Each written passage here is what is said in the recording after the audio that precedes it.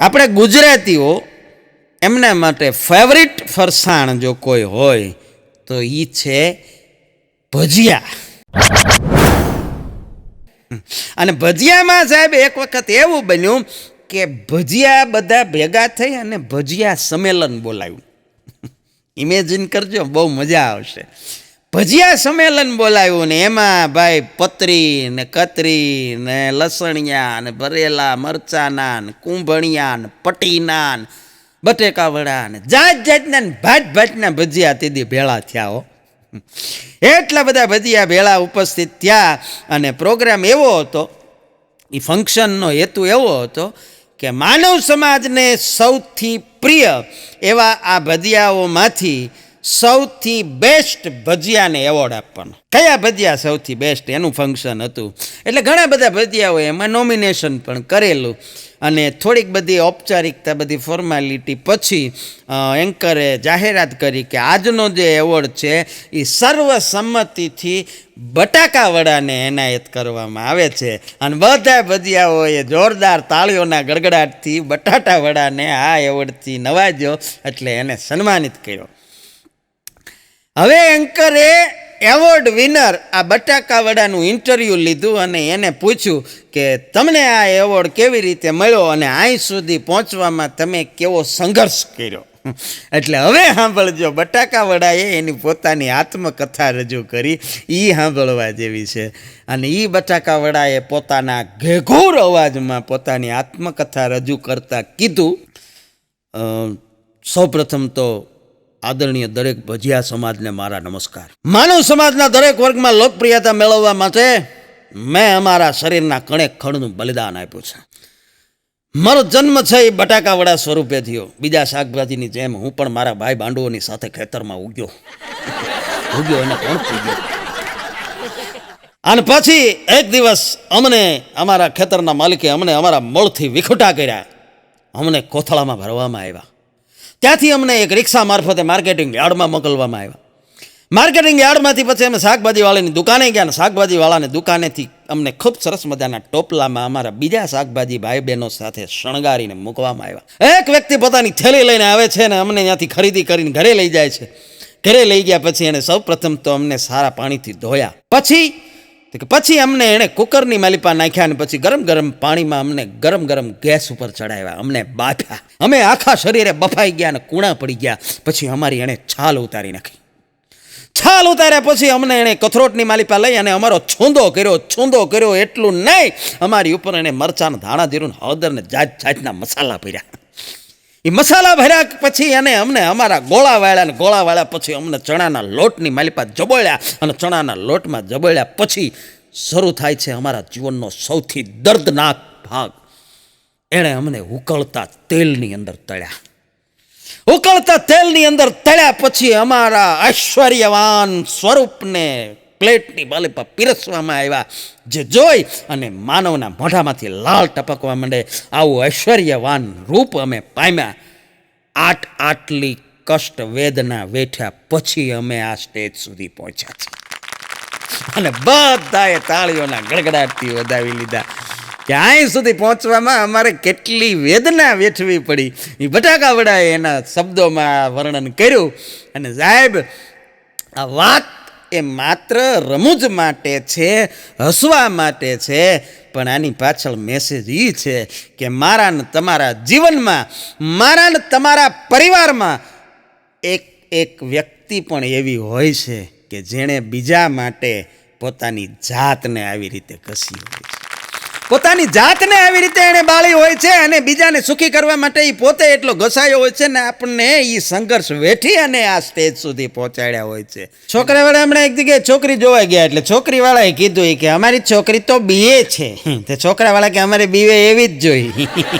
માથા ભારે અમારે હાલે જ નહીં ભાઈ. ઓલા તો બીએ કહેતા હતા, આવડા કે બીએ એવી જ જોઈ.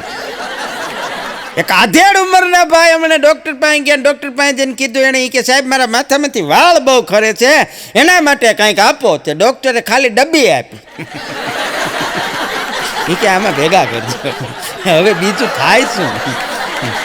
હા, એટલે હાસ્યની વાતો બહુ બધું જ્યાં દ્રષ્ટિ કરો ત્યાંથી મળી જાય. હા, એક મમ્મી એમણે છોકરાને ખીજાતા હતા એ કે સોફા છે એ બેસવા માટે છે, સોફા હોવા માટે નથી. છોકરાએ કીધું મમ્મી કે ચંપલ પહેરવા માટે છે, એ કે મારવા હાટું નથી. આપણને એમ થાય ખીજા હોય તો ધ્યાન રાખવું પડે. પણ એક બેને એના પતિને કીધું કે આમ જો કે હાંભળ્યું કે શું કે તમારા બર્થડે માટે મેં સરસ મજાના કે 3 જોડી કપડાં લીધા છે. બોલો કે એમ? કે હા બહુ મસ્ત. આમ તમે જોવો ને તો તમને એમ થઈ જાય કે વાહ. એ કે તો બતાય. એ કે તો ઉભા રહ્યો હમણાં હું પહેરીને આવું. લે કઈ ખબર પડી એની હાટું લીધા. બર્થડે ભલે ને તમારો. પણ ખરેખર પત્નીઓ છે ને એ બહુ ભોળી હોય છે. પત્નીઓ છે એ બહુ ભોળી હોય છે. એક બેન હમણાં કહેતા હતા એ કે હું તમને ક્યારની પૂછું છું, એને પતિને કહેતા હતા કે હું તમને ક્યારની પૂછું છું તમારા જીવનની સૌથી મોટામાં મોટી સમસ્યા કઈ, તો તમે ક્યારના મારી સામું જ જોવો છો. કહેતા કાંઈ નથી કે મોઢામાંથી બોલતા નથી. ક્યાંથી બોલે? સમજી જવાની વાત છે આ બધી. પણ કાર્યક્રમની શરૂઆતમાં એક બે નાની નાની સરસ મજાની શાયરી તમારા માટે. આશા રાખું આપ સૌને ગમશે. સુગ્ન શ્રોતા માટે વાહ વાહ કરજો, વચમાં વાહ વાહ એમ બોલજો. हाँ कि कल मैंने रास्ते में उस लड़के को पीटते देखा, कल मैंने रास्ते में उस लड़के को पीटते देखा जिसका स्टेटस था हम वहां खड़े होते हैं जहां मैटर बड़े होते हैं. आप જે ધોઈ નાખો મોટી મેટર મજા આવી હોય તો બીજી નાખી દઈએ, એમાં શું થઈ ગયું. वो इश्क में कमाल कर बैठी, वो इश्क में कमाल कर बैठी, लिख कर I love you send to all कर बैठी. જેટલા નંબર હતા બધામાં મેસેજ આવ્યો. हम जिंदगी की भाग दौड़ में इतने लीन हो गए, हम जिंदगी की भाग दौड़ में इतने लीन हो गए, पता ही नहीं चला गोलगप्पे कब 10 के 3 हो गए. એટલી બધી મોંઘવારી વધી ગઈ ને એટલો બધો ખાસ સમય કવિએ શાયરીમાં વેદના રજૂ કરી. પણ એક અનાડી છોકરા તમે કીધું એમ ભગવાનની કૃપા હોય ને તો સારા થાય, નકર અમુક તો અવેડાના ડાટા કાઢી નાખે. એવો અનાડી છોકરો કોલ્ડ ડ્રિંક્સની દુકાને ગયો. હમણાં કોલ્ડ ડ્રિંક્સની દુકાને જઈને કીધું એ કે થમ્સઅપ છે, થમ્સઅપ. એ કે હા આપો. એ કે ખોલો. દુકાનવાળાએ ફાટ કરતી થમ્સઅપ ખોલીને આપી. એ કે કોકા કોલા ખોલો. ઓલા કોકા કોલા ખોલીને આપી. એ કે એક 7 અપ ખોલો. ઓલા 7 અપ ખોલી. એ કે ફેન્ટા ખોલો. ઓલા ફેન્ટા ખોલી. અને પછી કે ડ્યુ ખોલો. ઓલા ડ્યુ ખોલીને પૂછ્યું કે તારે પીવાની કઈ છે? ઓલો કે મારે ક્યાં એક પીવી છે. તો કે તમે આમ ઢાંકણું ખોલો ને તો સુધીને અવાજ આવે ને, અને એમાં બહુ મજા આવે એટલે ખોલાવ્યું. 7-8 કોલ્ડ ડ્રિંક્સના ઢાંકણા ખોલાવી વયું દુકાનવાળો કે હવે આ મારે કોને પાવી એમ. પપ્પાએ હમણાં એક છોકરાને કીધું એ કે શું થયું ભાઈ, કે તારે રિઝલ્ટનું શું થયું, પરિણામ આવવાનું હતું ને? હું રિઝલ્ટ આવ્યું તો છોકરાએ કીધું કે પપ્પા 80% આવ્યા છે. લાય એ કે રિઝલ્ટ માર્કશીટ જોવા દે. અને પપ્પાએ માર્કશીટ આમ હાથમાં લીધી ને પછી છોકરાને સામે જોઈને કીધું કે આમાં તો 40% લખ્યા છે. એ કે હા એમાં ભલે 40% લખ્યા છે, એ કે બીજા 40 છે ને એ કે આધાર કાર્ડ આડે લિંક થઈને ડાયરેક્ટ એકાઉન્ટમાં આવી જાય. અત્યારે આમાં 40 જ આપ્યા છે, 40 કે એકાઉન્ટમાં આવી જાય. એટલે રેલવેમાં હમણાં એક જણાને ઇન્ટરવ્યૂ હતું રેલવેમાં. એટલે ઇન્ટરવ્યૂ લેનાર જે હતા ને એણે પ્રશ્ન કર્યો ઓલા ઇન્ટરવ્યૂ આપનારને કે માની લો કે તમે કે ડ્યુટી ઉપર છો અને એક જ ટ્રેક ઉપર 2 ટ્રેન ભેગી થઈ જાય તો તમે શું કરો? એટલે આવો પ્રશ્ન કર્યો. એટલે આપવાવાળાએ બહુ સરસ જવાબ આપ્યો કે સાહેબ એક ટ્રેક ઉપર જ્યારે 2 ટ્રેનો ભેગી થઈ જાય તો હું એને તરત રેડ સિગ્નલ બતાવું, લાલ લાઇટ કરું. એટલે ઇન્ટરવ્યૂ લેનારે કીધું કે માની લો કે લાલ લાઇટ ન હોય તો? એ કે તો હું કે બેટરી બતાવું, એને ટોર્ચથી લાઇટ કરીને બતાવું. બોલો કે માની લો કે ટોર્ચ નથી તો? એ કે તો હું લાલ કલરનું કપડું, લાલ કલરનો શર્ટ છે એ આમાં આડો રાખી ઝંડી રાખીને એને ફરકાવું કે રોકી જાઓ, થોભી જાઓ. એ કે માની લો કે લાલ કલરનો શર્ટ તમને ન મળે તો? એ કે તો હું મારા મામાના દીકરા રાજુને બોલાવી લઉં. એટલે ઇન્ટરવ્યૂ વાળાએ પૂછ્યું એ કે તમારા મામાનો દીકરો રાજુ આમાં શું કરે? એ કે એ કાંઈ કરે નહીં, પણ એણે કોઈ દી 2 ટ્રેનું ભટકાય ને એ જોયું નથી એટલે જોવા નથી. મારા મામાનો દીકરો રાજુ ભલે આનંદ કરી. તારે ભટકાડવી જ છે, પછી મારે શું કરવું એમ. હા, અમુક માણસો આપણને પાછા જ ન પડે એમ. પણ અગલો મને કહેતો તો, મને કે ધર્મભાઈ કે આ ફિલ્મમાં જે કે ઓલા ઓશિકા આવે ઓલા પીલો ઈ ક્યાં મળે? મેં કીધું ઈ તારે શું કરવા? મને કે ઈ આ ઈ કે ગીતમાં ઓલા હીરો હિરોઈન બાંધે ને તો ઈ કે આમ ઓશિકું તૂટી જાય ને પછી આખા ઘરમાં નકરું રૂ રૂ રૂ ઉડે. મેં કીધું હા ઈ એવા આવે. મને કે મારે ઈ લાવવું, મારી બાઈ કે કાલે મને એક છૂટું ઓશિકું માર્યું, મને કે ઢીમણું થઈ ગયું. આપણે ઓશિકા એવા હોય. મને કે આવું ક્યાંક મળતું હોય ને તો લઈ લો. પણ મને એક દી બહુ સરસ મજાની વાત કરી. મને કે હું જમવા બધે જાઉં ધરમભાઈ, કે લગ્નની સિઝનમાં જમવા આપણે બધે જવાનું, પણ એક જગ્યાએ હું અત્યાર સુધીમાં કોઈ દી નથી ગયો. મેં કીધું ક્યાં? મને કે એક ભાઈ નો ખૂણામાં એ કે ટેબલ લઈને બેઠા હોય ચોપડામાં, એ કે પેનથી કાંઈક લખતા હોય, ત્યાં હું કોઈ દી ન જાઉં. મેં કીધું સાંડલા લખે ભૂરા, ત્યાં જવું જોઈએ, જેમાં પછી ત્યાં જવાનું ફરજિયાત હોય. મને કે ના, ત્યાં હું કોઈ દી નથી. મેં કીધું એમને ઝપટ મારીને જ વયો આવે એમ કહેવાય. પણ બધી ભાષાઓ જે છે, હા, કોઈ ભાષાની ટીકા નથી, કોઈ ભાષાના વખાણ નથી, પણ ઉર્દુ ભાષા આમ મને ગમે બહુ. શેરો શાયરીની ગઝલોની તો એ પ્રિય ભાષા ઉર્દુ ભાષા, એટલે મૂળ એમાં શેર શાયરી સાંભળવાની તો બહુ મજા આવે. એટલે મારા એક મિત્ર છે, ઉર્દુ શાયર છે, ઉર્દુમાં એ શાયરી બોલે છે, કવિ સંમેલનોમાં જાય છે. તો એક દી હવારમાં મારે વળી એને ફોન થઈ ગયો. એટલે મૂળ હું તો આમ વિવેકી ભાષા એમ ઉર્દુ ભાષા. હવારમાં મેં વળી એને ફોન કર્યો, અને ફોન કરીને મેં કીધું શું કરો છો મિત્ર? એટલે એણે ઉર્દુ શાયરીમાં જવાબ આપ્યો મને. મને કે અભી મેં બડી શિદ્દત છે, અભી मैं बड़ी शिद्दत से इज्जतो इज्मत की डोर को बेपना उलझनों की गिरफ्त से आज़ाद करने की कश्मकश में हूँ. મેં કીધું કાંઈ સમજાણું નહીં. મને કે લહેંગાની નાડીમાં ગાંઠ વળી ગઈ છે, એ ખોલવાનો પ્રયત્ન કર્યો છે. એને બોલો એની ભાષામાં સીધે સીધું કહી દો ને. પણ પત્ની પતિને કહેતો તો એ કે સાંભળો, કે શું? એ કે બાજુવાળી પિંકી છે ને, એને ગણિતમાં 100માંથી 99 માર્ક્સ આવ્યા. હે, એ કે મેથ્સમાં 100માંથી 99 આવ્યા. ત્યારે એ ભાઈ કીધું કે તો એક માર્ક ક્યાં ગયો? એ કે એ આપણા બાબાને આવ્યો, ગુગુને, એને એક જ આવ્યો. પણ બહુ સાચી વાત એ છે કે ફાસ્ટ ફૂડ ખાવાથી માણસ ફાસ્ટ નથી થઈ જતો. ફાસ્ટ ફૂડ ખાવાથી માણસ ફાસ્ટ નથી થઈ જતો. સ્માર્ટફોન રાખવાથી કોઈ સ્માર્ટ નથી થઈ જતું. પણ લૂઝ મોશન થઈ જાય તો લૂઝ થઈ જાય, એમાં ના નહીં. એટલે ટૂંકમાં કહેવાનો અર્થ કે આવી આખરી ગરમીમાં ખાવામાં ધ્યાન રાખવું, ખાસ કરીને લગ્ન પ્રસંગમાં ઝપટ ઓછી બોલાવે.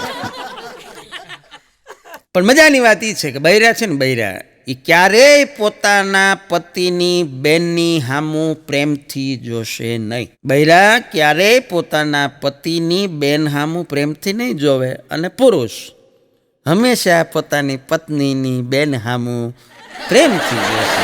એટલે મૂળ મોટા મનનો સવાલ છે, દિલ મોટા હોય, બીજું મન મોટા હોવા જોઈએ. અમુક તો પાછા સ્ટેટસ રાખે. સ્ટેટસમાં એવું લખ્યું, ઢૂંઢને से तो भगवान भी मिल जाते हैं, ઢૂંઢને से तो भगवान भी मिल जाते. હવે ઈવડાઈને ટીવી ચાલુ કરે તો રિમોટ ન જડતું હોય ઘરમાં. અને અમુક વસ્તુ તો કોને ખબર, આપણા ઘરમાં માર્કિંગ કર્યા જેવી છે, એ ખોવાવા હાટું જ લાવ્યા હોય આપણે. દાખલા તરીકે નખ કાપવા હોય ને તો જ નેલ કટર ન જડે, માથું દુખે તો જ બામની શીશી ન જડે, એને હાટું પાછું શીર્ષાસન કરવું પડે, તો એ કબાટની હેઠેથી ખબર પડે. પણ રિમોટની વાત આવી એટલે મને યાદ આવ્યું. હમણાં વળી બહુ સાચી વાત છે, રિમોટની વાત આવી એટલે યાદ કરાવી દઉં કે દુનિયામાં તમામ જગ્યાએ સિસ્ટમ એવી છે કે જે સારામાં સારું કામ કરે ને લોકો એની પીઠ થપથપાવે. એક રિમોટ જ એવું છે જે કામ કરતું બંધ થાય ને તઈ જ માણસ પસાડે, તઈ જ એની પીઠ થપથપાવે. ભાઈએ કીધું તો એને અગલાએ જ તેને છોકરાને કીધું, એ કે રિમોટ આપ. તો ઓલો એને બા વો સામું જોયા કરે, એ કે રિમોટ દે, ઓલો એને મમ્મી સામું જ જોયા કરે. એટલે અગાએ કીધું કે મારું નહીં, ટીવીનું.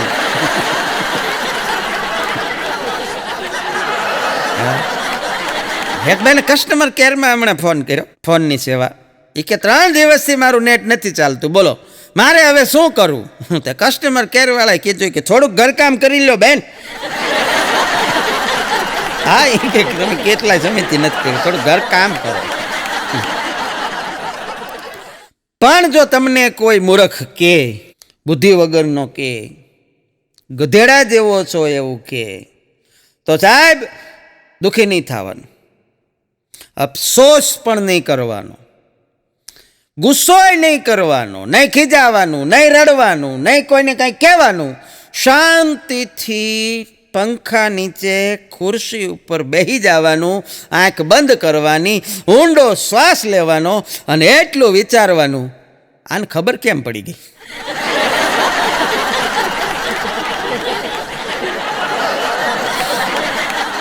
પણ જેમ જેમ સાહેબ માણસની આગળ રૂપિયા વધતા ગયા ને, જેમ જેમ માણસની આગળ રૂપિયા વધતા ગયા એમ એની શૂન્યતા વધતી ગઈ. કારણ કે એકની પાછળ એક મીંડું એટલે 10, 2 શૂન્ય એટલે 100, 3 શૂન્ય એટલે 1000, 4 શૂન્ય એટલે 10,000 ને પછી તો લાખ ને કરોડ ને જેમ જેમ રૂપિયા વધતા જાય એમ શૂન્યતા વધતી જાય છે. એટલે આપણા જે પૂર્વજો હતા ને, આપણા વડવા જે હતા, એ બધા સાહેબ ગાંડા નહોતા. એણે સમજી વિચારી અને શૂન્યતા ન આવે માણસના જીવનમાં. એટલે તમે જુઓ, કોકને પૈસા દેવાના હોય આશીર્વાદ રૂપે, ભેટ સ્વરૂપે, ચાંદલા સ્વરૂપે, તો 11 રૂપિયા, 21 રૂપિયા, 51 રૂપિયા, 1100, 1000 ને 1, 1 લાખ ને 1000, 1 લાખ ને 11,000, આવા આંકડા લખતા. પાછળ મીંડું ન આવવું જોઈએ, જેથી કરીને તમારા સંબંધોમાં શૂન્યતા ન આવે. આવો એની પાછળનો હેતુ હતો. હા, અને બીજી વાત એ છે કે તમે અંગ્રેજીમાં ચેક લખો સાહેબ, 1 લાખ રૂપિયાનો ચેક લખો તો અંગ્રેજીમાં એટલું જ લખાય કે 1 lakhs ઓનલી. અને ગુજરાતીમાં ચેક લખો મારીને તમારી માતૃભાષામાં એમ લખાય, ભલે 11,000નો જ હોય પણ લખાય એવું શબ્દોમાં કે અંકે રૂપિયા 11,000 પૂરા. હા, કેવી મજા છે. જો ઓલા લાખ હોય તોય ઓનલી, ફક્ત 1 લાખ, અને આ 11,000 હોય તો અંકે રૂપિયા 11,000 પૂરા. આ ભાષાની મજા છે. આ પૂર્વજો આપણું બધું ગણિતને આ બધાની પાછળ બહુ સરસ મજાના લોજિક હતા. હા, પણ એક અંગ્રેજ હમણાં ભારત આવ્યો હતો, ત્યાંથી અહીંયા ભારતની બધી બિઝનેસ ને બધું મુલાકાતે, એટલે ફરતો ફરતો એક કંપનીમાં ગયો. નાની કંપની હતી પણ કંપનીનું સંચાલન જે કરતા હતા એ જૈન શ્રાવક હતા, વાણિયા. મને ગમે બહુ. હા, અગમ બુદ્ધિ વાણિયા ને પાછળ બુદ્ધિ બ્રહ્મ, તરક બુદ્ધિ તણકલો ગુંચતો મારે ગમે. એની બુદ્ધિ છે ને એ એક ડગલું આગળ વિચાર કરે. ઓલો ભાઈ ન્યા ગયો, ન્યા જઈને એને પૂછ્યું, કંપની જોઈ આખી બધું, આ મેનેજર એને પૂછ્યું કે બહુ સરસ સંચાલન કરો છો તમે, અને એનું સંચાલન સારું જ હોય. પછી ફરતા ફરતા એણે એક સવાલ પૂછ્યો કે તમારી કંપનીના કર્મચારીઓ સમયસર કામ ઉપર આવે એના માટે તમે કાંઈ વિચાર્યું છે? એના માટે તમે શું વ્યવસ્થા કરી છે? અને ત્યારે એ જૈન મેનેજરે એટલો જવાબ આપ્યો કે મારી કંપનીમાં 30 જણા કામ કરે છે, મેં પાર્કિંગ બનાવ્યું છે 29નું. જે મોડો પડે એને 100 રૂપિયા પાર્કિંગના આપવાના, પછી એને બીજે ગાડી પાર્ક કરવા દેવાની. એટલે બધા એકબીજાથી મોડા ન પડાય, હરીફાઈમાં ટાઈમસર આવી જાય. વાહ ભાઈ વાહ. આમ તો એક શબ્દ છે એડજસ્ટમેન્ટ. એડજસ્ટમેન્ટ શબ્દ છે એ મૂળ સાયકોલોજીનો શબ્દ છે, મનોવિજ્ઞાનનો શબ્દ. ગુજરાતીમાં એનો અર્થ થાય સાયુજ્ય, એકબીજાની સાથે એડજસ્ટ થઈ જવું, ગોઠવાઈ જવું, ટૂંકમાં ભળી જવું. એ બહુ મજાનો શબ્દ છે. અને આ શબ્દ છે ને, જેમ દૂધમાં સાકર ભળી જાય એમ ગોઠવાઈ જવાની વાત છે. પણ એ એડજસ્ટમેન્ટ કરવામાં જેણે એડજસ્ટમેન્ટ કરી લીધું ને સાહેબ, એને જીવનમાં કોઈ તકલીફ નથી.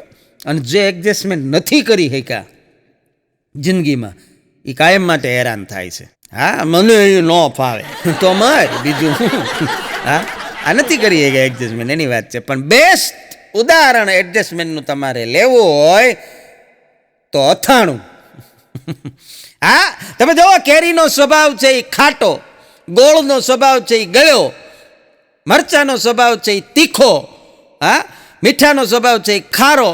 આ બધાના જુદા જુદા સ્વભાવ છે, પણ અથાણાની માલિપા ભળે એટલે બધાનો સ્વભાવ રૂડો. આ એડજસ્ટમેન્ટ છે. ક્યાં આમાં ક્યાં બીજા મોટા ઉદાહરણો આપવાની જરૂર છે? મોટી ફિલોસોફીની કાંઈ જરૂર જ નથી. નાની નાની વાતોમાંથી જીવન જીવવાની સાહેબ વાતો મળી જાય છે. પણ એડજસ્ટમેન્ટ કરતા આવડી જવું જોઈએ, એ મહત્વનું છે. બાકી આ ચહેરા ઉપરની કરચલીઓ જે રહી ને, એ કાંઈ ગડપણની નિશાની નથી. આ ચહેરા ઉપરની કરચલીઓ એ કાંઈ ગડપણની નિશાની નથી, પણ પરિવાર અને ગમતા લોકો પાછળ ખર્ચાયેલા સમયની રસીદના હસ્તાક્ષર. માણસે પોતાના પરિવાર માટે, પોતાના ગમતા સભ્યો માટે જે સમય ખર્ચો છે ને એની રસીદના હસ્તાક્ષર છે, એમ નામ ગઢા નથી થઈ ગયા. બાકી જીવનમાં સારું પાત્ર મળી જાય ને તો જીવન જીવવાની મજા આવે. હા, બોલો, જીવનમાં જો યોગ્ય પાત્ર મળી જાય ને તો તમારા માટે રોજ વેલેન્ટાઇન ડે. હા, જો સારું અને યોગ્ય પાત્ર મળી જાય જીવનમાં તો રોજ વેલેન્ટાઇન ડે. જો આળસુ પાત્ર મળી જાય તો રોજ લેબર ડે. હા, એ તમારી પાસે મજૂરી કરાવે, બોલો.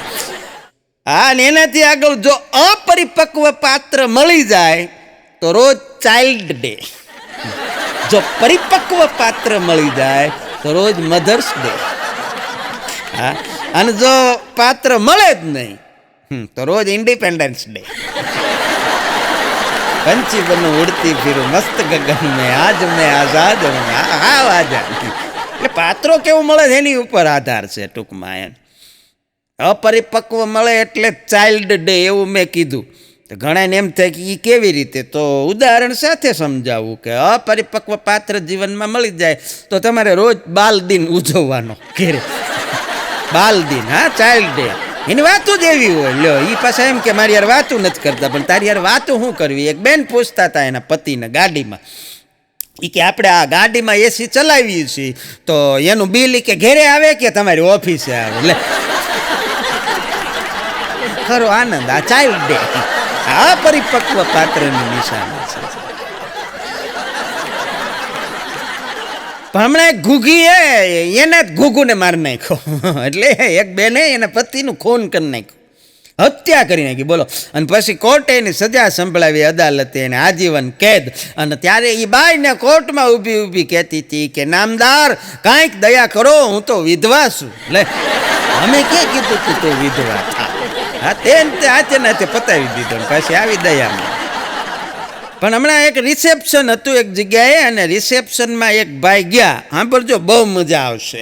એ ભાઈ રિસેપ્શનમાં જેવા પાર્ટી પ્લોટમાં અંદર એન્ટર થયા એટલે ગરદણીઓ બધા સૂટ બૂટ પહેરીને હવે તેવી સિસ્ટમ સ્વાગત કરવા માટે, વેલકમ કરવા માટે ઊભા હોય. ઓલા ભાઈ જઈને મેળા એટલે આ લોકો જે હતા એ બધાએ કીધું કે આવો આવો પધારો. પછી કે લે, કેમ તમે એકલા જ આવ્યા, ભાભીને ન લાવ્યા? એટલે ઓલા ભાઈ કીધું તો એ કે પણ કાર્ડમાં તો એક જ જણનું લખ્યું હતું. એટલે આવડાણે કીધું એ કે બને જ નહીં સાહેબ, કાર્ડમાં એક જણ, કાંઈક કોકની ભૂલ થઈ હશે. બાકી ભલામણા અમારે ઘરે પ્રસંગ હોય ને તમે એકલા થોડા હોય, સજોડે જ આવવાનું હોય.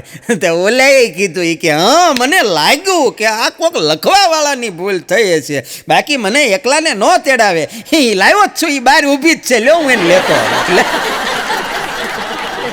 બોલો, એ તૈયારી સાથે જ ગયેલો. હવે આ કપલ કયા ગામનું હતું અને આ આગ્રહ કરવાવાળા કયા ગામના હતા એનું નામમાં નથી દેવું, કયા સિટીના હતા એ મારે કહેવાની જરૂર નથી. પણ અગર જો તમારું ખાવા પીવામાં કોઈ નાટક નથી, જે મળે એ ખાઈ લ્યો છો, ખાવા પીવામાં કોઈ નાટક નથી, પહેરવા ઓઢવાની તમને બહુ કાંઈ પડી નથી, કોક કદાચ બે શબ્દ કહી જાય તો સાંભળી પણ લ્યો છો, મોઢું લાલ રાખીને તમે હસતા પણ શીખી ગયા છો, તો નક્કી તમારા લગ્ન થયાને 25 વર્ષ થઈ ગયા છે. Silver jubilee. આવું બધું સિલ્વર જ્યુબિલી પોગો ને ત્યારે થાય. પણ અગલો મને કે આ તમે આવી બધી વાતો કરો છો, અને જો દાંપત્ય જીવન આટલું બધું મને કે અઘરું હોય તો મને એ નથી સમજાતું કે લોકો આ એનિવર્સરી એટલી બધી ધૂમધામથી કેમ ઉજવે છે. મેં કીધું એ સંશોધનનો વિષય છે. હા, આમ કદાચ આખું વર્ષ ગમે એવા ઝઘડા હોય, ગમે એવા બાતતા હોય, પણ એનિવર્સરી તો ધામધૂમથી ઉજવે. એવા એવા ફોટા મૂકે. અમારા લગ્ન જીવનને 18 થયા ને 19 થયા ને 20 થયા.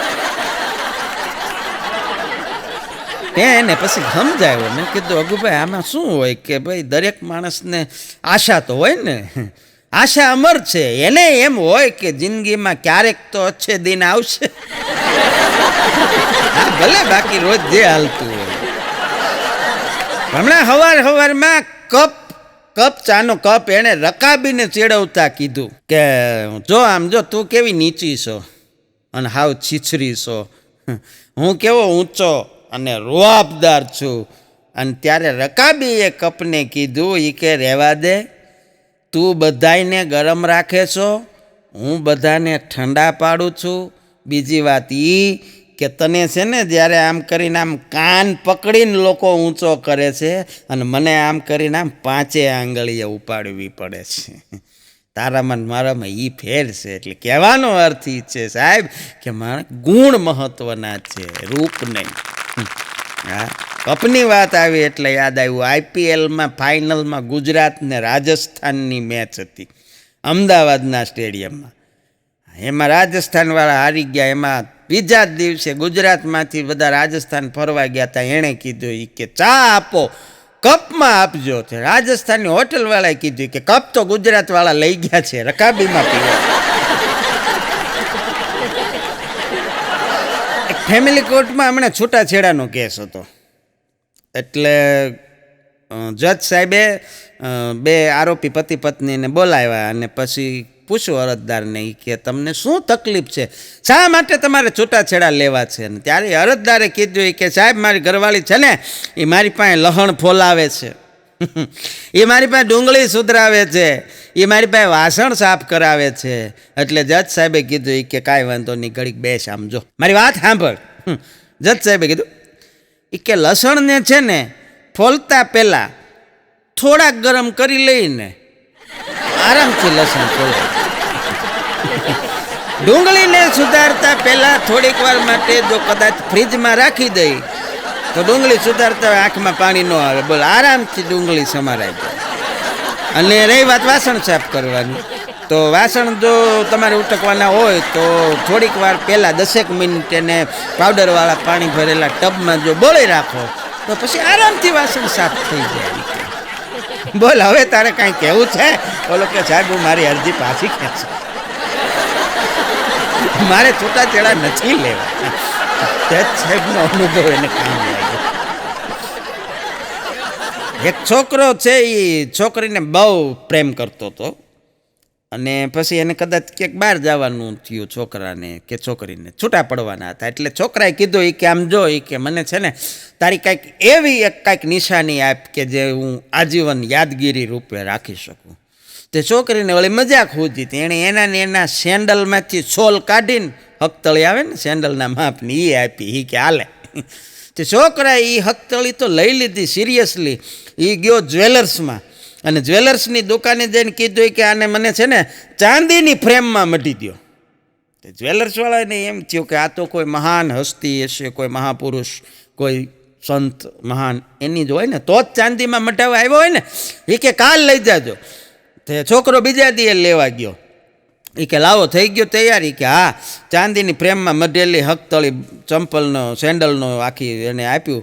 એટલે પૂછ્યું વળી જ્વેલર્સવાળાએ, ન પૂછ્યું હોત તો કાંઈ પ્રશ્ન જ નહોતો. એણે પૂછ્યું કે ભાઈ આ કયા સંતના પગના સોલ છે? એ કે બોલો કે સંત બંતની ક્યાં આમાં કાંઈ વાત છે? તો એ કે મારી પ્રેમિકા હતી એના સેન્ડલનો સોલ છે. બોલો કે કોડાક પહેલાં કહેવાય ને કાલી કે આખી રાત અમારા ઘરે બધા કે માથે અડાડીને આની પૂજા કરી હતી. મેં તો વળી પગ પાણી ધોઈ નહીં કે પાણી હોત પી ગયો કે કોઈ મહાસંતની કે આ પગની સોલ છે તો જ માણસ ચાંદીમાં મઢાવે નહીં. પહેલાં કહેવાય ને. બોલો કે પણ તારે પૂછવું જોઈએ નહીં. મેં તમે ક્યાં એવું કાંઈ કરવાનું કીધું? અમુક તો વાતો કરતાં પહેલાં ધ્યાન રાખવું.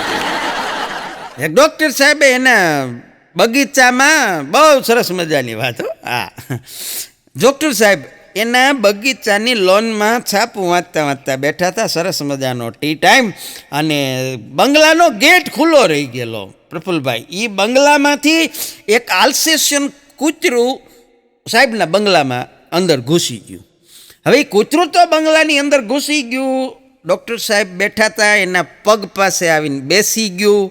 ડૉક્ટર સાહેબે આમ નજર કરી, કૂતરું જોવામાં તો બહુ ક્યુટ હતું.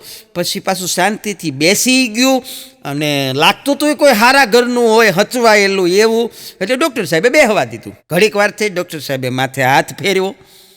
પછી કલાક એક વહી ગઈ એટલે ડૉક્ટર સાહેબ ઊભા થઈને અંદર એના બંગલામાં હોલમાં ગયા, ડ્રોઈંગ રૂમમાં. તો કૂતરું પાછળ પૂછડી પટપટાવતું એની પાછળ ગયું. ત્યાં જઈ અને કૂતરાએ સરસ સેફ જગ્યા ગોતી લીધી. બારી પાસે એક ખૂણો હતો, પવને આવતો તો, હવા ઉજાસે હતી ને શાંતિ પણ હતી.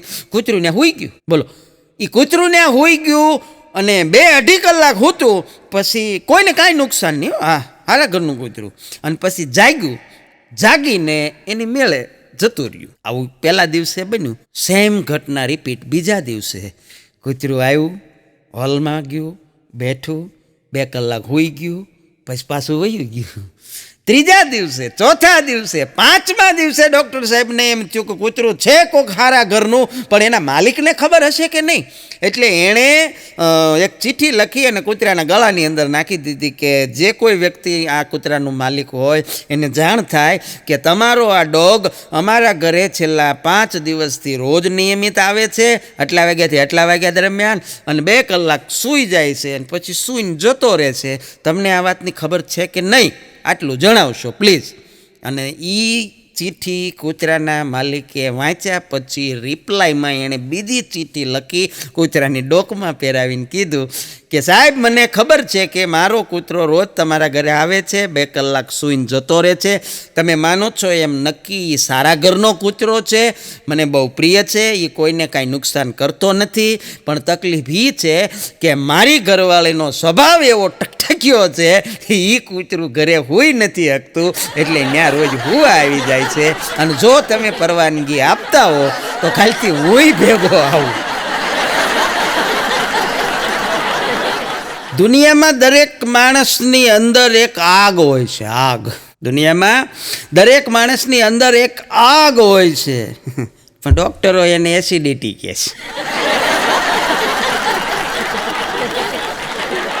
એને એસિડિટીનું નામ આપે, એની પાછી દવા.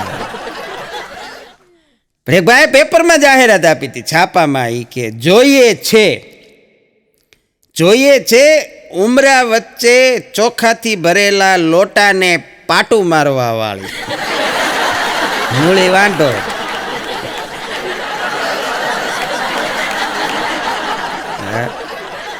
અને બીજી વાત એ છે કે નથી જવાતું નાથ દ્વારા. ભગવાન શ્રીનાથજીનું મંદિર છે ને રાજસ્થાનમાં, નાથ દ્વારા. નથી જવાતું નાથ દ્વારા, અને તોય કૃપા મળે છે નાથ દ્વારા. વિચાર કરો, શબ્દ એનો જ છે, નાથ દ્વારા એક જ શબ્દ છે, પણ ગુજરાતી ભાષાની મજા એ છે કે નથી જવાતું નાથ દ્વારા અને છતાંય કૃપા મળે છે નાથ દ્વારા. ન્યા ક્યાં આપણે જવા? રોજ આપણી પાસે સમય નથી, કામ ધંધા ગૃહસ્થમાં અટવાયેલા આ બધા જીવ, પણ છતાંય એ નાથ આપણી ઉપર કેવી કૃપા કરે છે. ગુજરાતી ભાષાની આ મજા છે. અને બીજી વાત એ છે કે કોક દીક છે ને સાહેબ, હાવ એમનામ ભગવાન પાસે જવું જોઈએ. જો આટલા બધા મને ને તમને ભગવાને સુખી સમૃદ્ધ કર્યા છે, સુખી છો ને, અત્યારે તમારા હાથમાં આવડો મોંઘો આ ફોન તમારી પાસે છે, સ્માર્ટફોન, એમાં તમે યુટ્યુબના માધ્યમથી હાસ્યનો વિડીયો જોવો છો. ભગવાને આટલી બધી તમને સમૃદ્ધિ આપી છે, ભગવાને આટલા બધા આપણને સુખી કર્યા છે હવે પહેલાંના સમયની સરખામણીમાં. અને ત્યારે કંઈક માગવાને બદલે ક્યારેક એમનામે ભગવાન પાસે જવું જોઈએ, એવું નથી લાગતું? ખાલી થેન્ક યુ કહેવા કે હે નાથ, ખૂબ આપ્યું છે તે અમને, હવે નથી બીજું કાંઈ જોતું. એવી કૃપા પરમાત્માની થઈ છે. મંદિરે જવાની જ્યારે વાત નીકળી છે ત્યારે મને એક નાનકડી સરસ મજાની વાત યાદ આવે કે મંદિરે જવું હોય તો ખાલી 6 મિનિટ થાય. મંદિર મારા ને તમારા ઘરથી લગભગ આટલું નજીક હોય, કોઈ ને કોઈ મંદિર, પછી ભલે માતાજીનું હોય, ભગવાનનું હોય. મંદિરે જવું હોય તો ખાલી 6 મિનિટ થાય, પણ મંદિરે જવું જોઈ એવો માણસને વિચાર 60 વર્ષ સુધી નથી આવતો.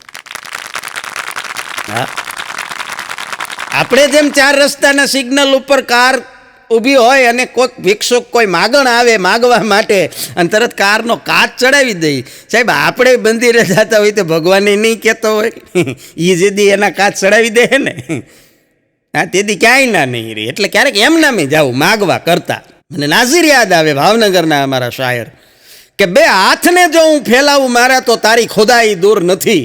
2 હાથને જો હું ફેલાવું મારા તો તારી ખુદાઈ દૂર નથી, પણ હું માગું અને તું આપી દે એ વાત મને મંજૂર નથી. એક ભાઈ અમને નવું વોટ્સએપ ડાઉનલોડ કર્યું, બોલો, મોટી ઉંમરે સ્માર્ટફોન આવ્યો એની પાસે, એટલે નવું વોટ્સએપ ડાઉનલોડ કર્યું ને પછી પહેલો જ મેસેજ એણે એના છોકરાને કર્યો. એ કે એક જોક્સ મોકલ. એનો છોકરો કે રિપ્લાય આપ્યો, એ કે હમણાં હું ભણું છું. ઓલા ભાઈ કે બીજો મોકલ. છોકરાએ તો તે હતી એ પરિસ્થિતિ કીધી કે હું હમણાં વાંચું છું કે બીજો મોકલ, એને એમ કે આ જોક્સ જ છે. અને અમુકના ઘરે ખરેખર આવી જ કન્ડિશન છે. અમુક ભાષાની બહુ મજા છે, શબ્દોની બહુ મજા છે. ટેવાઈ ગયો છે મોગરો હવે મધમાખીના આતંકથી. ટેવાઈ ગયો છે મોગરો હવે મધમાખીના આતંકથી. એ ડંખને પણ મીઠો સ્પર્શ કહે છે, ડંખને પણ મીઠો સ્પર્શ કહે છે, એ પણ નજાકતથી. હવે આમાં કવિને લગ્ન થયે 35 પૂરા થઈ ગયા છે. આતંકે ડંખે એને હવે નજાકત લાગે, કારણ કે હવે એમાં બીજો કોઈ રસ્તો નથી. 35 વર્ષ પૂરા થઈ ગયા પછી આવી કવિતાઓ આવે. હા, કારણ કે એક પત્નીએ ને પતિને પૂછ્યું હતું, એ કે શાક કેવું બન્યું છે? એટલે ઓલા ભાઈ કહી દીધું, એ કે બહુ મસ્ત, એકદમ ટેસ્ટી, સરસ મજાનો, જો મોજ આવી ગઈ.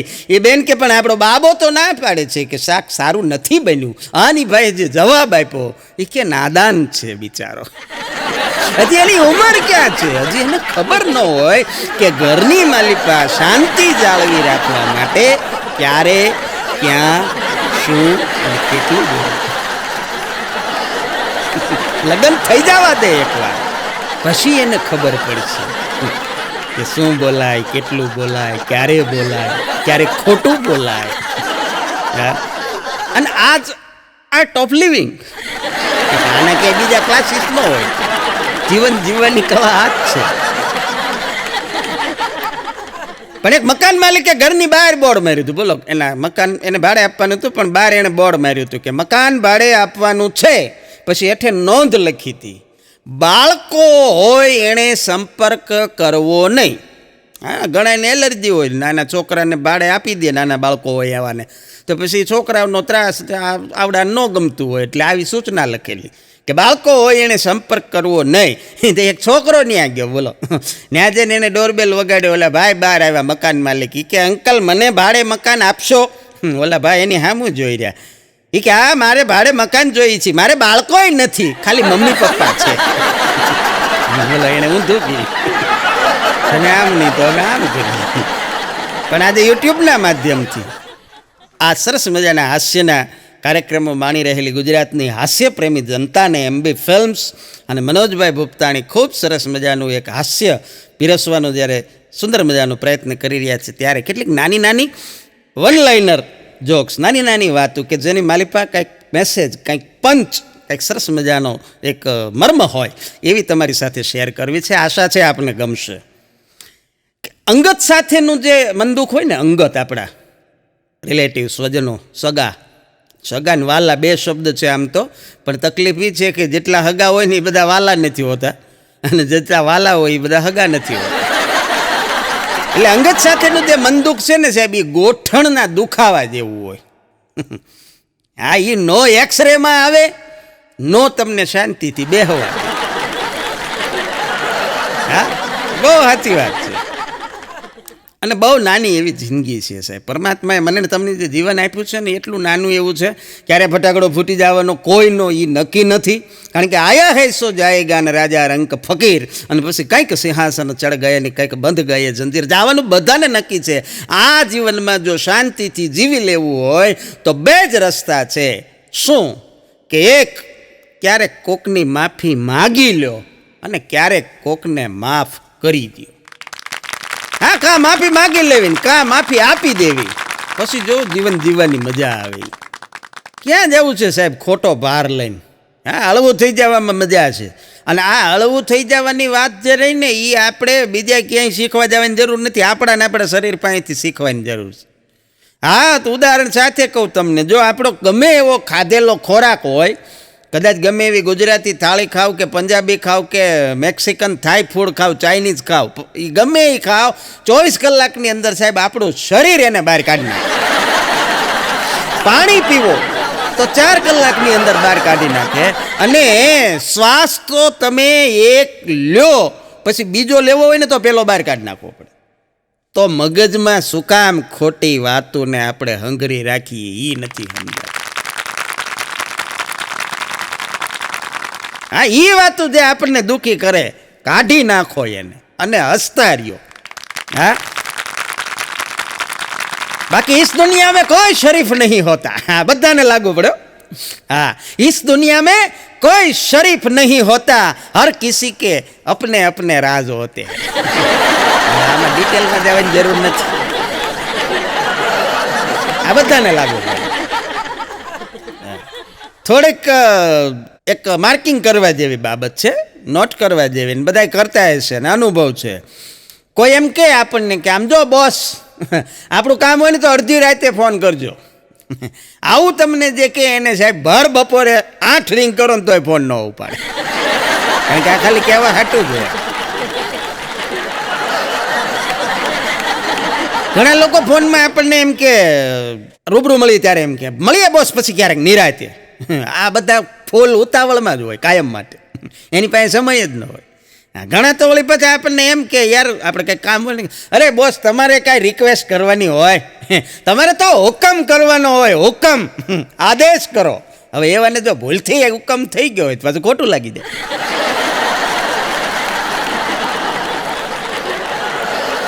નાની નાની વાતો મજા આવે. ઘણા આપણને એમ કે આવો કોક દી પાસ આવો, અમારા ઘરે આવો, નિરાતે આવો. હવે એ પાછું આવું કહેતો હોય એના ઘરના દરવાજે ઊભો રહીને જ તે. હવે અટાણે હું અમારે ગેસ્ટ હાઉસમાં જાઉં, અત્યારે કે ને કે આવો એમ. ઘણાની વાતમાં ટેવ હોય. આમ જો આમ તો છે ને, ખાસ કરીને હું તમને એમ કહેતો હતો કે ખાસ કરીને હવે ખાસ કરીને બોલ્યા કરતો હોય એની વાતમાં ખાસ જેવું કાંઈ હોય જ નહીં પાછું. પણ હમણાં પરીક્ષાના પરિણામની મોસમ હાલે છે. 10મા ધોરણના, 12મા ધોરણના, કોલેજોના વિવિધ ફેકલ્ટીના રિઝલ્ટ્સ આવે છે, અને પરિણામોની જ્યારે મોસમ આવે છે ને ત્યારે અગલો મને કહેતો હતો મારો મિત્ર, મને કે ધરમભાઈ પરિણામની બાબતમાં મેં મારા ઘરનાને કોઈ દી પેંડાનો ખર્ચો થવા જ ન દીધો.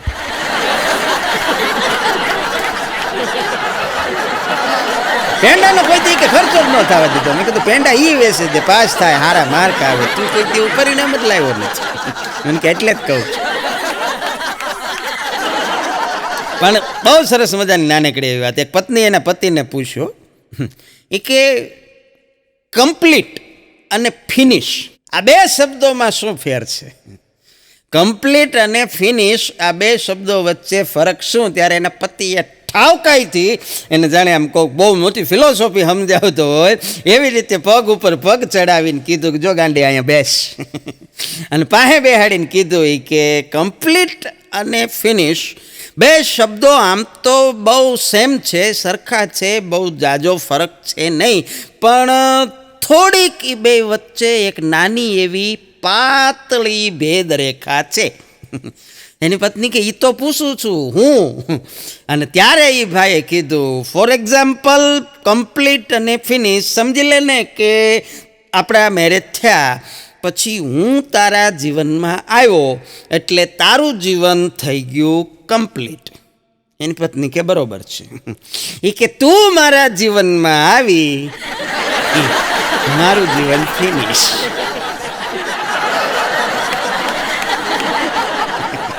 પછી તો વાતે ત્યાં ફિનિશ થઈ ગઈ. પણ સમજાયું કેવું સારું, બોલો. હા, ઘણી બહેનો વાતો કરતી હોય બેઠી બેઠી, અને ઘણા એને પતિને કહેતી હોય, એ કે તમે તો છે ને હાવ એવા જ છો.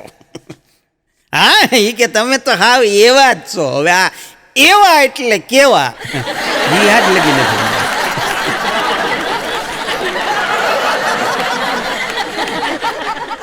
પણ રામાનંદ સાગરની રામાયણ સિરિયલ આવી હતી દૂરદર્શન ઉપર, વર્ષો પહેલાં આવી, પછી પાછી હમણાં કોરોના કાળમાં રિપીટ થઈ ફરી વખત. બધાએ આજની જનરેશને પણ એને જોઈ.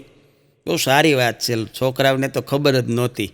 હા, કારણ કે એ તો વર્ષો પહેલાં આવેલી એટલે આજે બતાવી બહુ સારી વાત છે. પણ એ રામાનંદ સાગરની સિરિયલની વાત કરું છું, ચોખવટ કરી દો, રામાયણની વાત નથી કરતો. સિરિયલની અંદર તમે માર્કિંગ કર્યું હોય તો એક બાબત નોંધ કરવા જેવી હતી. આ મેં કર્યું હતું એટલે કહી દઉં. જો રાવણ, કુંભકર્ણ અને વિભીષણ આ ત્રણેય સગા ભાઈઓ, એમાં રાવણના વાળ છે ને એ કાળા હતા. અરવિંદ ત્રિવેદી જેણે રાવણનું પાત્ર ભજ્યું છે એની વાત કરું છું, સિરિયલની. કારણ કે વારા ઘડીએ કહેવું પડે, નખર કે તમે રામાયણના જોક્સ કર્યા. રામાયણના નથી, રામાનંદ સાગર સિરિયલના છે. અરવિંદ ત્રિવેદી જેણે રાવણનું પાત્ર ભજવ્યું હતું એના વાળ કાળા હતા. કુંભકર્ણના વાળ કાળા હતા, વિભીષણના વાળ સફેદ હતા. કહેવાનો અર્થ એ છે કે રાવણના ને કુંભકર્ણના વાળ કાળા શું કામ? તો રાવણ છે ને એ વારા ઘડીએ તમે જો સિરિયલમાં વારે વારે હસ્યા બહુ કરતો, અટહાસ્ય કરતો. રાવણનું હાસ્ય અટહાસ્ય એટલે એ હસતો બહુ. અને કુંભકર્ણ તો બધાને ખબર જ છે, હું તો બહુ. ટૂંકમાં ટેન્શન બધું એકલા વિભીષણ. એમાં વિભીષણના વાળ સફેદ થઈ ગયા. તો મોરલ ઓફ ધ સ્ટોરી કે જીવનમાં હસતા રહેવું અને શાંતિથી હુઈ પૂરતી ઊંઘ લેવી. એમ આવ ન હુઈ રહે, નીંદર પૂરતી લેવી, ખોટું ટેન્શન ન લેવું, વાળ અકાળે સફેદ ન થવા દેવા હોય તો. એક જણો હમણાં ડૉક્ટર પાસે ગયો ને એટલે ડૉક્ટરે એનો ઈલાજ કરતાં કીધું કે આમ તો બહુ નાનકડો એવો ઘા છે, રૂજાઈ જશે, આમાં બહુ ચિંતા કરવાની જરૂર નથી. અને ત્યાં એ ડૉક્ટર એ પેશન્ટના ખિસ્સાની માલિપા iPhone 12 ભાળી ગયો. એ કે તો એવું લાગે તો આપણે એમ કામ કરીએ કે MRI કરાવી લઈએ. આમ તો મટી જાય એમ જ હતું, પણ મૂળ iPhone ભાળી ગયા પછી સાહેબે પ્રોગ્રામ ફેરવી. માણસને બોલવું હોય છતાં ન બોલી શકે એવું 2 વાર જીવનમાં બને. ક્યારે? કે એક એનું હૈયું ભરાઈ ગયું હોય, હૈયું ભરાઈ જાય ને ત્યારે માણસને બોલવું હોય તોય ન બોલી શકે. ને બીજું હૈયું ગભરાઈ ગયું હોય ત્યારે ન બોલી શકે. આ સુવિચાર છે. હવે બીજો વિચાર આને લગતો સુવિચાર એવો છે કે માણસ 2 વાર ન બોલી શકે. ક્યારે? કે માણસનું હૈયું ભરાઈ ગયું હોય ત્યારે, અને કાં માણસનું હૈયું ગભરાઈ ગયું હોય ત્યારે. હવે બીજો વિચાર સાંભળો. માણસ 2 વખત ન બોલી શકે. ક્યારે? એક તો મોઢાની માલપા 135 માવો હોય ત્યારે, અને બીજો બૈરું બાજુ ઊભું હોય ત્યારે. આ બીજો વિચાર. સુવિચારની હારે બીજો વિચાર. કાંઈ સુવિચારની હારે કુવિચાર તો કહેવાય નહીં તમને. આ સારી કન્યાને સુકન્યા કહેવાય, પણ કાંઈ સારા વરને સુવર થોડો કહેવાય. એટલે સુવિચારની અરે બીજો વિચાર.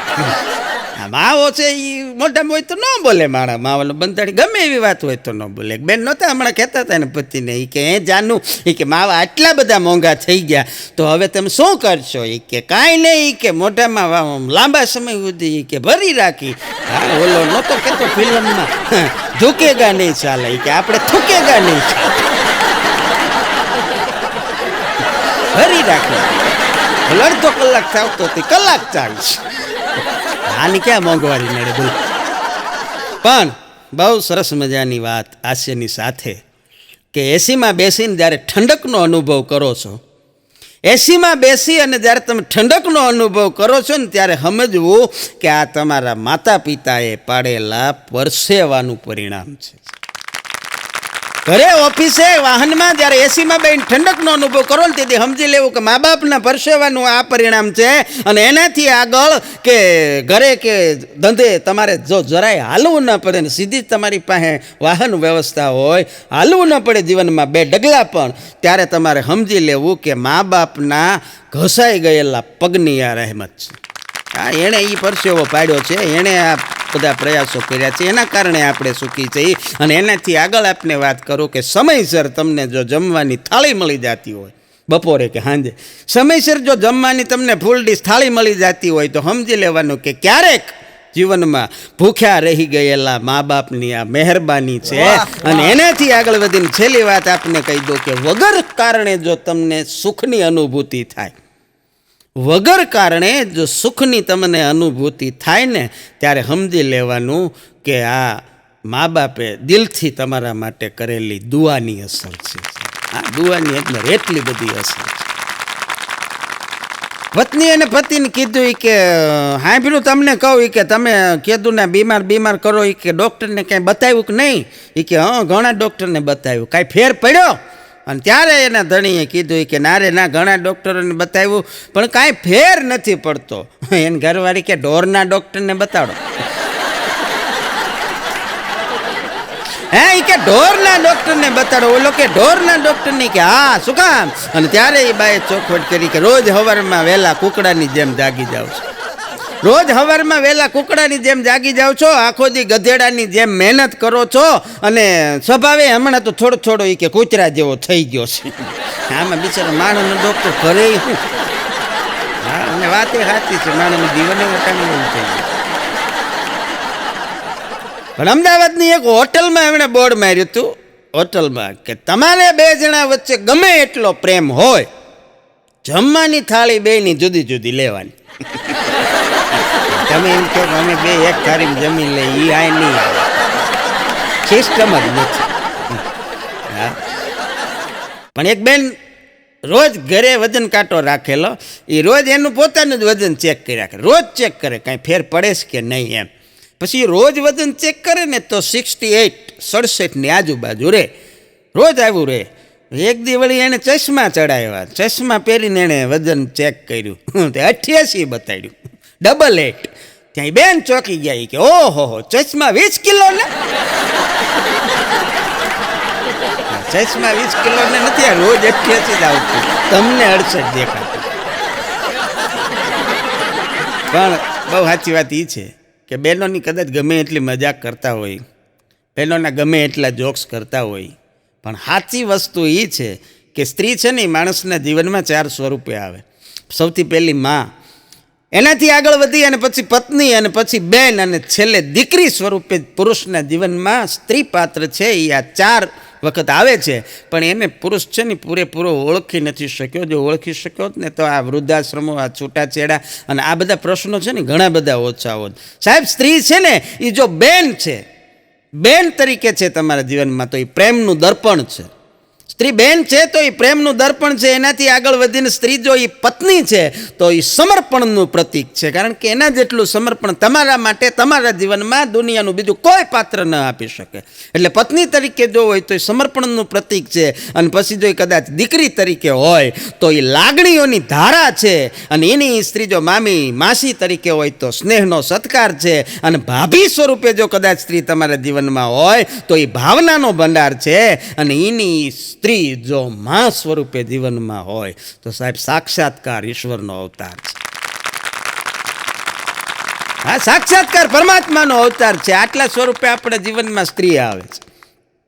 પણ અગલો હમણાં મને કહેતો હતો, મારો મિત્ર અગલો, એ કે ભાઈ કે કાલ મેં ગેરેજને કીધું, મેં કીધું ચા બનાય, તે મને ના પાડી દીધી. બોલો, મને કે તમારે આછા એ કે બનાવી હોય તો પી લો બનાવીને, હું નહીં બનાવી દઉં. મેં કીધું પછી, મને કે બનાવી પણ કામ થઈ ગયો. મેં કહું, મને કે ખાંડના ડબ્બામાંથી 1500 રોકડા નીકળ્યા. મેં કીધું એ તો હારામાં હારું. મને કે કામ થઈ ગયું એમ તો કહું છું. પછી મને કે પછી હું, એ કે ચા તો બની ગઈ, આપણે મોજમાં 1500 રોકડાને ચા બનાવી, પણ પછી ચા બની ગયા પછી ગાળવા ગળણી ન જડી. ગાળવી તો ખરી ને, ચાની ભૂકી આડી આવે. મેં કીધું તો શું કર્યું?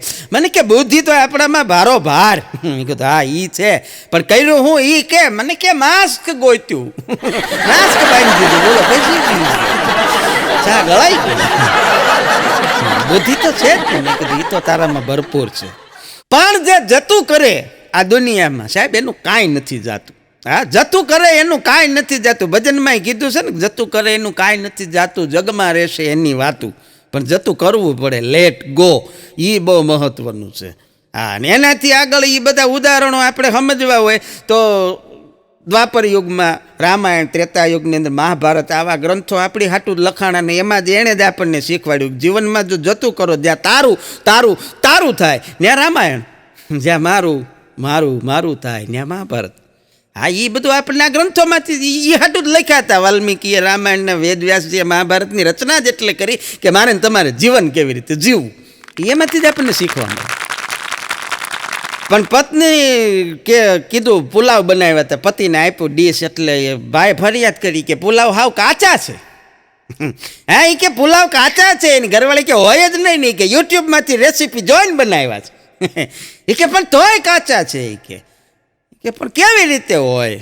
એટલે એને વરે કીધું કે તે શું કર્યું હતું? કે કાંઈ નહીં, એમાં જે પુલાવની રેસીપી હતી ને એ 4 જણા માટે હતી, આપણે છે એ 2 જણા. એટલે એણે જેટલી સામગ્રી કીધી હતી એ બધી મેં અડધી કરી નાખી, પછી સમય અડધો કરી નાખ્યો. સમય અડધો કરી નાખ તો એ કાચા જ રહે ને, વસ્તુ ઓછી કરાય. હા, અમુક આમ બુદ્ધિ લડાવે. બોલો એને કેમ હિસાબ કર્યો એ જ ન સમજાણું. એટલે અમુકના હિસાબ જ અઘરા હોય. બોલો નથી, બહુ જૂનો જોક છે. વાત છે ને નાની છે પણ બહુ જૂની છે. એક ભાઈ કહેતા હતા એ કે હે ભાઈ અહીંથી કે નવાગામ જવું, નવાગામ તો કેટલું દૂર છે, કેટલા કિલોમીટર થાય? ઓલો કે 22 કિલોમીટર. તે આવડા 2 જણા થઈ કે હાલી કે મંડીએ હાલવા, 2 ભાગે 11 આવશે. એને આવો હિસાબ અમુકને ગણિત જ એવા હોય. હા, પણ ડૉક્ટરે એક ભાઈને કીધું કે તમારા પત્ની છે ને એ હવે 2 દિવસના મહેમાન છે. એટલે ઓલા ભાઈ કીધું હા સોરી, હવે એ કે એ 2 દિવસથી વધારે લાંબુ નહીં જીવી શકે. એ કે પણ તો સાહેબ તમે શું કામ સોરી કહો છો? કાઢી નાખી જેમ તેમ કરીને 2 દિવસ. બોલો એ કે ડૉક્ટરને કે તમારે સોરી કહેવાની જરૂર નથી. હા, પણ એક જણાએ મોબાઈલની અંદર સ્ટેટસ લખ્યું હતું એ કે કેટલાય બેવફાના સોંગ ડાઉનલોડ કરીને રાખ્યા છે. કેટલાય બેવફાના સોંગ મેં ડાઉનલોડ કરીને રાખ્યા છે. કોઈક દગો દેવા વાળી મળી જાય ને પછી એ કે સાંભળીને ગાંડું થઈ જાવ. આવા ગીતો તો લખાતા આવવાની હાટું દેશે ને. પણ એક છોકરી હમણાં મોબાઈલમાં સ્ટેટસ મૂક્યું હતું એ કે ગણિતમાં હું એટલી બધી કાચી છું કે મને ત્રિકોણ દેખાય ને તે સમોસું યાદ આવે. તું ગણિત ન ગણતી રહેવા દે બેન. હા, અને સમોસાની વાત યાદ આવી છે એટલે મને બીજી એક વાત યાદ આવી. સમોસા લ્યો, ભજીયા ગોટા લ્યો, ખમણ લ્યો, એની અરે ચટણી આપે ફરસાણવાળા. અને એ ચટણી છે ને તમને નાની એવી પ્લાસ્ટિકની થેલીમાં દોરાથી ગાંઠવાળીને આપે. એ પ્લાસ્ટિકની ચટણી ભરેલી કોથળી તમે ઘરે લાવો ને પછી જો તમે એ ગાંઠને છોડતા નથી અને સીધા જ એ પ્લાસ્ટિકની કોથળીના છેડે આવેલા પ્લાસ્ટિકના ખૂણાને દાંતેથી બટકું ભરી સીધી ચટણી વાટકા કાઢો છો તો તમારામાં ધૈર્યની કમી છે. અને આપણે લગભગ બધા આવું કરતા હોય છે. આ ધૈર્ય નથી એટલું બધું માણસને અત્યારે. પણ એક બેન રોજ એના ઘર પાસે ઊભા આખલાને રોટલી ખવડાવે, બળદને. બોલો એટલે એક ભાઈ એની સામું જોવે રોજ કે આ બેનને કદાચ એમ હશે કે હું ગાયને રોટલી ખવડાવું છું અને ભૂલમાં આખલાને ખવડાવે છે, એને ખબર નથી લાગતી. આવું 1 દી 2 દી 3 દી થયા પછી એ ભાઈથી રહેવાનું નહીં. કારણ કે દોઢ ડાયા હોય ને, ડાયો માણસ છે ને એ વાતને અમલમાં મૂકતા પહેલાં વિચાર કરે, અને ગાંડો મૂર્ખ છે એ સીધો અમલ કરે. આણે સીધો અમલ કર્યો. ત્રીજા દી ન્યાદીને બેનને કીધું કે બેન તમે કદાચ એમ સમજતા હો કે હું ગાયને રોટલી ખવડાવું છું તો તમારી ભૂલ છે, આ આખલો છે. એ બેન કે અહીંયા તો નજીક બોલાયો કે અહીંયા તો મને ગાંડી સમજે છે. મને ગાંડી સમજે છો? હું ગ્રેજ્યુએટ છું, ડબલ ગ્રેજ્યુએટ છું, અને તને એમ છે કે હું આખલાને રોટલી ખવડાવું છું. એમ હું આખલાને જ ખવડાવું છું. સાંભળી લે, મારા ધણીને ઓર્થોપેડિક હોસ્પિટલ છે અને રોજના 8 દર્દી અમને આ આખલો આપે છે. કંઈક ને શીંગડે ચડાવે છે, એનાથી અમારું દવાખાનું હાલે. હાલી હું નીકળ્યો કે ખહુર ઘર ભેગું થા, ઘર ભેગું. બોલો ને ગગલાવી નાખ્યો. બોલો કે નીકળ મને ખબર જ છે આ ગાય નથી. હા, અમુક કારણ વગરના સલાહ દેવા નીકળી જાય. પણ સલાહ દેતા પહેલાં વિચાર કરવો જોઈએ કે ક્યાં સલાહ દેવી. હા, પણ આવી બધી સરસ મજાની હાસ્યની વાતો કરતાં આપ સૌ ગુજરાતની હાસ્યપ્રેમી જનતાએ હાસ્યના આ આલ્બમની અંદર મને ખૂબ શાંતિથી સાંભળ્યો, માણ્યો. એ બદલ ગુજરાતની તમામ હાસ્યપ્રેમી જનતાને મારા ખૂબ નમન. આપ સૌને ખૂબ વંદન. આ સાથે જય હિન્દ, જય ભારત, જય ગરવી ગુજરાત, વંદે માતરમ.